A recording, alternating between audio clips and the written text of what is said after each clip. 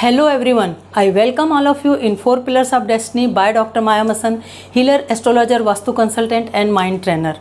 हम और आप चाहे विश्वास करें या ना करें, पर ग्रह अपना खेल खेलते ही रहते हैं। वो अपनी चाल चलते ही रहते हैं। कभी उनकी चाल हम लोगों के लिए अच्छी रहती है और कई बार बहुत ज़्यादा बुरी। और पिछले 1.5 सालों से आप भी इस बात को मानेंगे कि ग्रहों की चाल बहुत ज़्यादा बुरी चल रही है हर व्यक्ति के लिए। स्पेशली अगर हम अपने भारत की बात करें तो भी हमारे यहाँ दिन प्रतिदिन तकलीफ़ें बढ़ती जा रही हैं।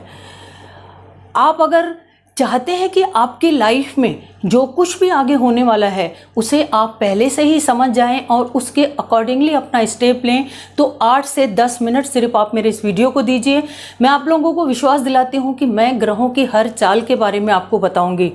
अगर आपको मेरी बात सही लग रही है तो मेरे इस वीडियो को लाइक कर दीजिए। अगर नए हैं तो चैनल को सब्सक्राइब करिए और ज़्यादा से ज़्यादा शेयर करिए। कई बार बहुत सारे व्यू आ जाते हैं, 10,000, 5,000, 8,000, 15-18,000 भी मेरे कई वीडियो में व्यू आए हैं, पर आजकल सिर्फ 200 व्यू आते हैं, तो उससे मोटिवेशन थोड़ा सा कम हो जाता है। अगर आप रियली चाहते हैं कि मैं वीडियोस बनाऊं तो कमेंट्स बॉक्स में बताइए। अगर नहीं चाहते हैं तो वो भी बता दीजिए। एनी हाउ मैं नहीं चाहते हुए भी वीडियो बनाना बंद कर दूंगी और वेबिनार्स ले रही हूँ या फिर ऑनलाइन जो क्लासेस ले रही हूँ लॉकडाउन के कारण वही करेंगे, है ना। तो मैं चाहती हूँ कि आप लोग मुझे भी मोटिवेट करें सो दैट मैं अच्छे वीडियोज़ आप लोगों के लिए बनाऊँ और आपको कुछ ना कुछ फ़ायदा मेरा हर वीडियो देगा, ये यकीन मानिए। तो चलिए बात करते हैं ग्रहों के बारे में। आखिर हम लोगों के लाइफ में ये जो तकलीफ चल रही है, ये महामारी जो चल रही है, वो कैसे और कब ठीक होगी। ग्रहों को एक्चुअली 2 हिस्सों में बांटा जाता है।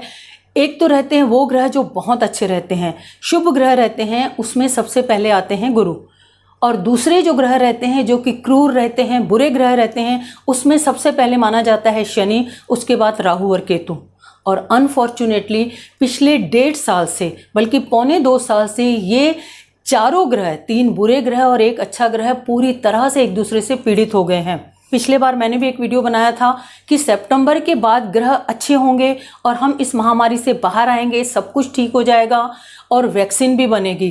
परंतु साथ ही साथ वो वीडियो का लिंक मैं इस वीडियो में दे दूँगी, डिस्क्रिप्शन में दे दूँगी कि अगर आप वो देखेंगे तो आप उसमें मैंने साथ में साथ ये भी बोला था कि पर ज़्यादा खुश होने की आवश्यकता नहीं है, क्योंकि ग्रह अभी भी हमें पूरी तरह से रिलीफ देने के मूड में नहीं है। कुछ न कुछ उपाय करते रहना पड़ेगा। और वैसा ही कुछ हुआ सितंबर के बाद, जब राहु है वो गुरु से अलग हुआ, परंतु अनफॉर्चुनेटली फिर जो गुरु है वो शनि की राशि में आ गया, मकर राशि में आ गया, जो कि उसकी नीच की राशि थी। तब तक भी सारी तरफ अंधेरा था, पर ऐसा लग रहा था कि 5 अप्रैल या 6 अप्रैल के बाद जब गुरु मकर राशि से यानी कि अपनी नीच राशि से बाहर निकल के कुंभ राशि में आएगा तो सब कुछ अच्छा हो जाएगा थे।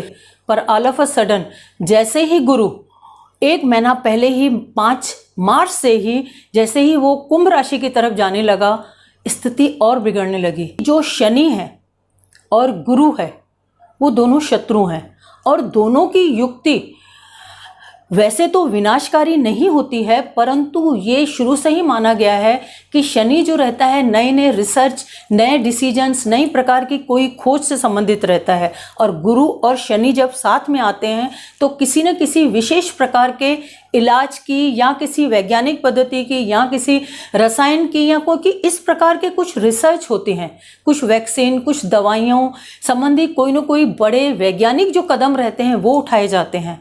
तो एक्चुअली देखा जाए तो वही कुछ हो रहा है। पर यकीन मानिए इस गुरु और जो शनि की युक्ति है वो बहुत अच्छी तो नहीं है। कुंभ राशि में भी ये साबित हो गया कि ये 13 महीने भी गुरु हमको बहुत अच्छा देने वाला नहीं है, क्योंकि वो शनि में राशि में है। और इतना ही नहीं, बल्कि सबसे अफसोस की बात ये है कि फिर नवंबर-दिसंबर के आसपास वक्री होके गुरु फिर शनि की मकर राशि में, जो कि उसकी नीच की राशि है, उसमें कुछ समय गोचर करेगा।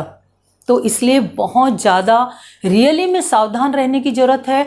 और ग्रहों को किसी न किसी प्रकार से, जैसे रहता है ना कि अगर कोई शत्रु है तो आप उससे फाइट नहीं कर सकते, और अगर शत्रु आपसे बलवान है तो आप उसको कुछ भी गलत नहीं बोल सकते हैं, आपको उसको मैनिपुलेट करना। और सबसे ज़्यादा ज़रूरी रहता है कि जब कोई ग्रह स्पेशली सब राशियों के ऊपर बुरा प्रभाव ही देने वाला है तो उस समय सावधानी रखना बहुत ज़्यादा ज़रूरी रहता है। और सबसे ज़्यादा ज़रूरी है उन ग्रहों को प्रसन्न करके रखना। उनके मंत्र किए जा सकते हैं, उसके अलावा कुछ दान दक्षिणा की जा सकती है। अगर ग्रह हमारे फेवर में नहीं हैं, वो अपनी मर्जी से ऐसी चाल चल रहे हैं जिसके कारण हमारी लाइफ में बहुत सारे उतार चढ़ाव आ रहे हैं, तो कुछ न कुछ ऐसा करना पड़ेगा जिससे हमें कम से कम तकलीफ हो इस समय में। जैसे मैंने पिछली वीडियो में भी बताया था कि गुरु अगर पीड़ित है तो हमें गुरु को प्रसन्न करने के लिए मीठी रोटी बनानी पड़ेगी और गाय को लगातार हर गुरुवार या मंगलवार खिलाना पड़ेगा। मेष राशि हो, मेष राशि से मीन राशि तक आपकी कोई भी राशि हो, आपको ये उपाय करना चाहिए।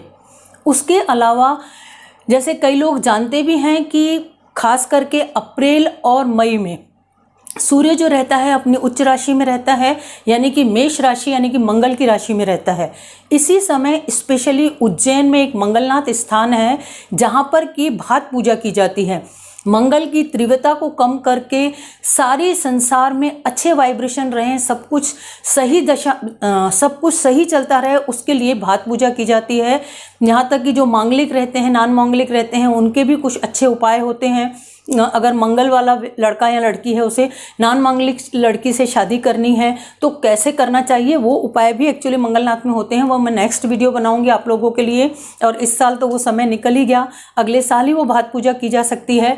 स्पेशली इस वीडियो में अभी जो तकलीफ चल रही है, पूरे जो महामारी चल रही है, उसको हटाने के लिए इस मंगलवार या अगले मंगलवार कम से कम मई में जितने भी मंगलवार आते हैं, स्पेशली घर में अगर आपके यहाँ शिवलिंग है तो ठीक है, नहीं तो एक मिट्टी का शिवलिंग बनाइए या फिर आटे का शिवलिंग बनाइए। पर स्पेशली रात को चावल बना के रखते हैं, फ्रिज में रख दीजिए, सुबह को उसमें दही डालिए, शहद डालिए, शक्कर डालिए, उससे अच्छे तरीके से मसल लीजिए और फिर उस शिवलिंग के ऊपर रखिए। दोपहर के समय मंगलवार को जब दोपहर यानी कि 12-1 बजे से 3 बजे के बीच में ये उपाय करिए। जब एकदम जब तेज धूप रहती है तो मंगल शांत होता है। ये भात प्रोसेस जो रहती है, भात पूजा जो रहती है, वो भी इस समय जो भी तकलीफें चल रही हैं उसको रोकने में बहुत अच्छी मदद कर सकती है। राशि कोई भी हो, उसमें आपको ज़रूर फ़ायदा होगा। इस वीडियो में ग्रहों संबंधी जो मैंने जानकारी दी है वो आपको ज़रूर फ़ायदा देगी। और ये उपाय करते रहिए ताकि जो कोरोना से बचाव के लिए हमें जो मेडिकल की हेल्प लेनी है और सावधानी रखनी है, वो सब तो करना ही है, उसमें कोई दो मत नहीं है। पर जब तक हम ग्रहों को भी शांत नहीं करेंगे तब तक हमारे अंदर जो आत्मविश्वास है, एक शक्ति है, वो नहीं आ पाएगी। और ग्रह शांत नहीं होंगे तो हमको जल्दी रिलीफ नहीं मिलेगा। आई होप आप इसे ज़रूर फॉलो करेंगे। Have a happy, healthy and long life.